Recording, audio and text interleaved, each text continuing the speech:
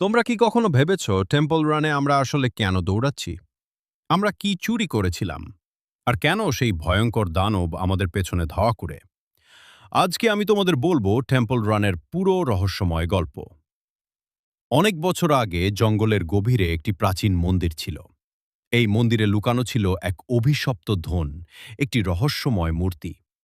এই মূর্তিটি শুধু একটি সাধারণ ধন ছিল না।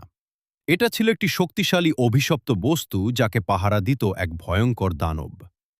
অনেক অভিযাত্রী এই মন্দিরে ধন খুঁজতে এসেছিল, কিন্তু কেউই সেই মূর্তি নিয়ে জীবিত বের হতে পারেনি। একদিন এক সাহসী অভিযাত্রী মন্দিরে ঢুকে পড়ে। সে দেখে মন্দিরের ভেতরে অদ্ভুত ফাঁদ আর অন্ধকার পথ। অবশেষে সে খুঁজে পায় সেই অভিশপ্ত মূর্তি। লোভে পড়ে সে মূর্তিটা তুলে নেয়। কিন্তু ঠিক তখনই ভয়ঙ্কর কিছু ঘটে। মূর্তিটা তোলার সাথে সাথে মন্দির কাঁপতে শুরু করে, আর অন্ধকার থেকে বের হয়ে আসে এক ভয়ঙ্কর দানব, ডিমন মাঙ্কি। এই দানবের কাজ একটাই, যে কেউ মূর্তি চুরি করবে তাকে ধাওয়া করে ধরে ফেলা। অভিযাত্রী তখন বুঝতে পারে সে বড় ভুল করেছে। সে মন্দির থেকে দৌড়াতে শুরু করে। পেছনে সেই দানব তাকে তাড়া করছে। তার সামনে আসে অসংখ্য বিপদ: ভাঙা সেতু, আগুন, গভীর খাদ আর বিপজ্জনক বাঁক। একটা ভুল মানেই মৃত্যু।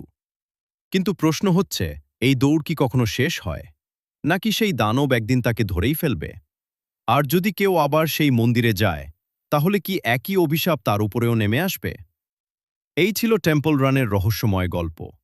ভিডিও ভালো লাগলে লাইক দাও আর কমেন্টে বলো পরের ভিডিওতে কোনো গেমের স্টোরি শুনতে চাও।